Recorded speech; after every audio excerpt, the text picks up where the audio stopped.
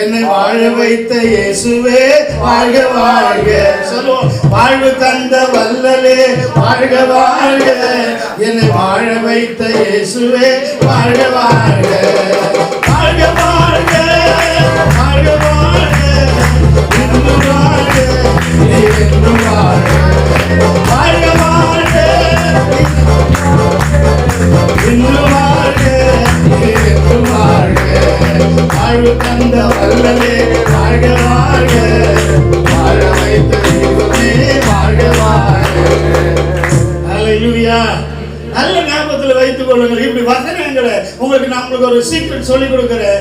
எப்போ கவலை வருதோ, எப்போ நெருக்கம் வருதோ, எப்போ வேதனை வருதோ, எப்போ பிரச்சனை வருதோ, யாருக்கிட்டையாவது போய் நம்முடைய பிரச்சனை தீர்த்துக்கணும், எப்படியாவது சொல்லி நம்முடைய கவலையெல்லாம் இறைக்கணும் சொல்லி யோசிச்சிங்கன்னா யார்கிட்ட போய் சொல்றீங்களோ அது நீங்க சொல்லி முடிக்கிறதுக்குள்ள அது 10 தெரு போய் அந்த பக்கம் போய் நிற்குமே தவிர அது என்ன பண்ணாது, அந்த பிரச்சனை பரவாம இருக்காது.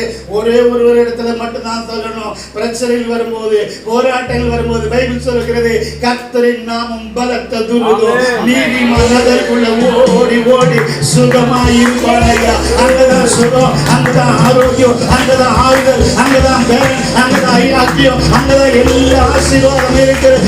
எண்ணம் கிடையாது. அதனாலதான் சங்கீதக்காரர் சொல்றார், அவன் என்னிடத்தில் வாஞ்சா இருக்கிறபடினால அவனை நான் விடுவிப்பேன். என் நாமத்தை அவன் அறிந்திருக்கிறபடினால அவனை உயர்ந்த அடைக்கலத்தில் வைப்பேன்.